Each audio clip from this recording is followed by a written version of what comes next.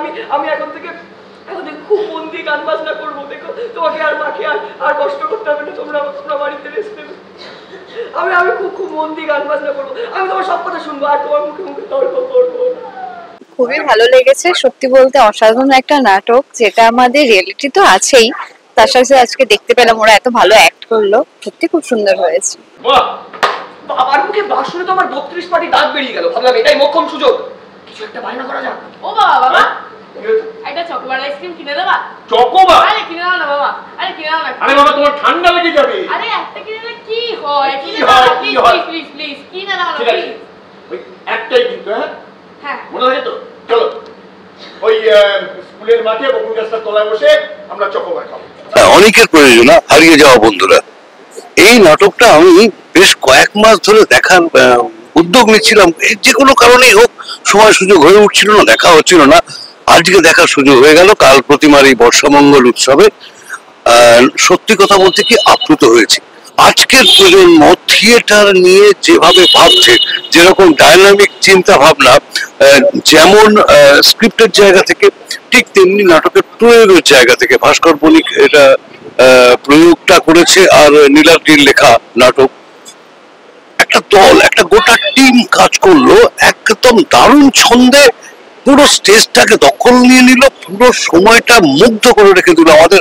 অসাধারণ, আমি প্রত্যেককে ব্যক্তিগতভাবে অভিনন্দন জানিয়ে এসেছি। আমার ভীষণ ভালো প্রযোজনা।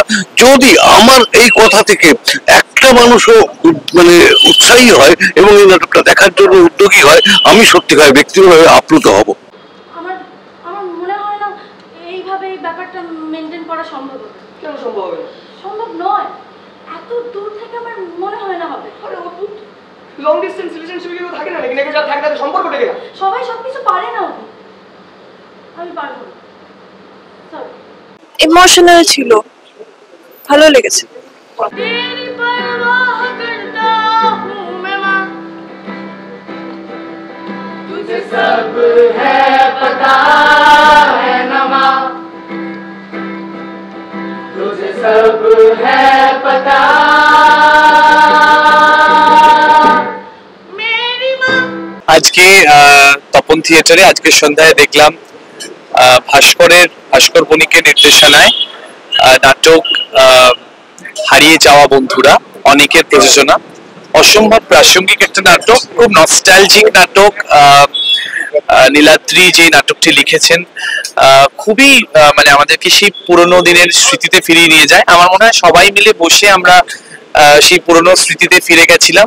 অসম্ভব ভালো ডিজাইন, অভিনয়, গল্প, সেট, সবকিছু সব মিলিয়ে খুব একটা ভালো অনুভূতি নিয়ে ফিরছে। এটা অনুভূতির নাটক। এই চ আমরা যাই।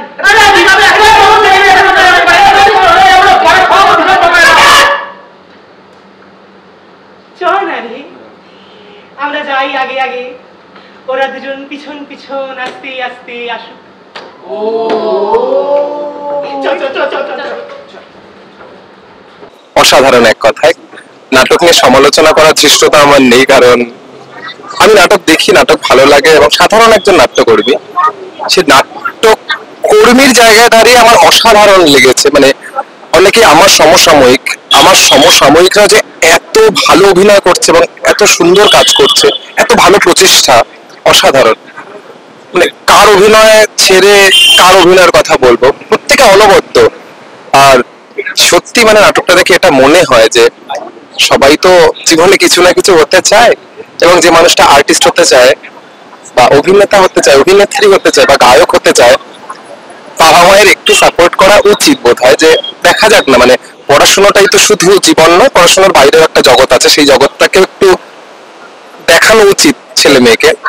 তো যাদের বোধ হয় এই ব্যাপারটা একটু আছে যে আমি শিল্পী হব বা কিছু একটা হবো, তাদের বোধহয় নাটকটা একটু বেশি টাচ করবে। তো একটা টাইমে এসে চোখে জল রাখতে পারবেন না, মানে আমি কথা দিলাম, মানে আসুন নাটকটা দেখুন, মানে অন্তর ছুঁয়ে যাবে। আমি তো নেক্সট ডে আবার আসছি। দেখুন, ও কিন্তু মাধ্যমিকের রেজাল্ট খুব একটা ভালো হয়নি, আর সামনে উচ্চ মাধ্যমিক, তাই না? আমার মতে এখন একটু গান বাজনা বন্ধ করে পড়াশোনায় মন দেওয়া ভালো।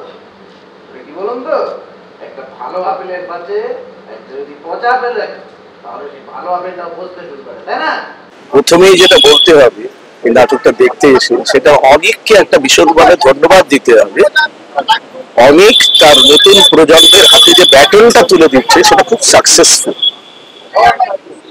নাটকটাকে এবং নাটকের নির্দেশনা, নাট্যকার, এই যারা একদম তরুণ প্রজন্ম, একদম নতুন প্রজন্ম, তাদের যে সুন্দর ভাবনা, একটা নাটক খুব একটা ঘরোয়া দৈনন্দিন জীবনের সাথে মিশে যায়। প্রত্যেকটা ঘরে এরকম ঘটনা ঘটছে আজকাল। সেই জিনিসটাকে নীলাদ্রি যেভাবে মানে নাট্যরূপ দিয়েছে, আর আমাদের ভাস্কর বণিক যেভাবে নির্দেশনা দিয়েছে, এবং সমস্ত পাত্রপাত্রী যেভাবে অভিনয় করেছে, যেভাবে দলটাকে মানে নাটকটাকে সাজিয়ে তুলেছে, সেটা আমি বলবো ইদানিং যারা নাটক করছেন, বিভিন্ন ভাবে নাটকের মধ্যে আসতে চাইছেন, তারা এসে হারিয়ে যাওয়া বন্ধুরা দেখুন। হারিয়ে যাওয়া বন্ধুরা এইভাবে সত্যি একটা ফিলোসফি, একদিন সব হারিয়ে যায়, নিজের কাজের মধ্যে থেকে যাওয়া, নিজের কাজটুকুই থেকে যাবে, আর কিছু মানুষের কাছে পরিচিতি থেকে যাবে। এই যে কনসেপ্ট হারিয়ে যায়, এবং সত্যি আমাদের হারিয়ে যেতে হয়, তার কারণ প্রকৃতির নিয়মেই আছে, সৃষ্টির নিয়মেই আছে জন্ম এবং মৃত্যু, এবং তার মধ্যে যেটা আছে কাজ আপনাকে করে যেতে হয়।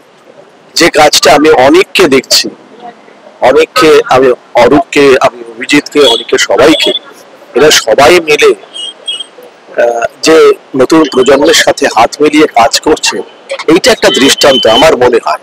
এবং বিভিন্ন দলে এখনো যারা এই ব্যাটেল গুলো ইয়াং জেনারেশন হাতে তুলে দেননি, আমি বলবো একটু দিয়ে দেখুন, অনেক কিছু ভালো, অনেক ভালো কিছু কাজ হতে পারে, এবং তাদের সাহস দিন, তারা এগিয়ে আসুন, এবং আমরা দর্শক আসনে বসে ভালো ভালো যেন নাটক দেখতে পাই।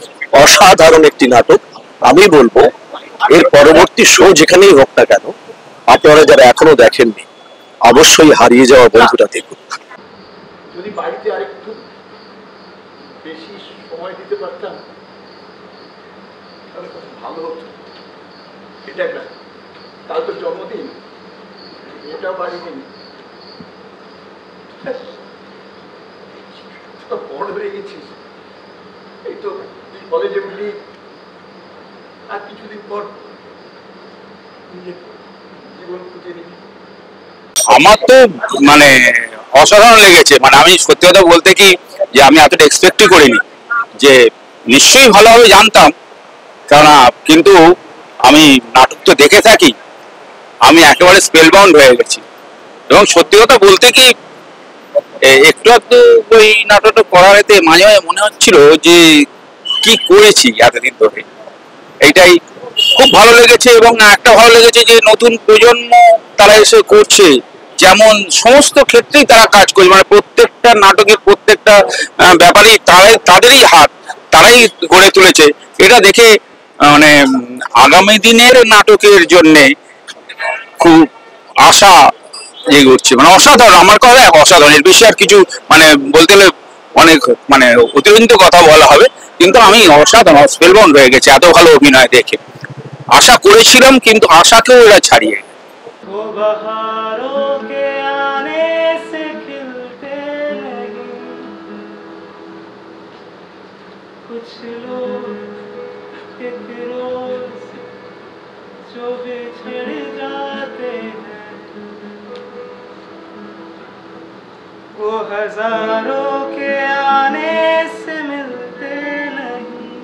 আজকে দেখলাম অনিকের প্রযোজনায়, নীলাদ্রির লেখা এবং ভাস্করের পরিচালনায় হারিয়ে যাওয়া বন্ধুরা, আরে অদ্ভুত সুন্দর নস্টালজিক নাটক।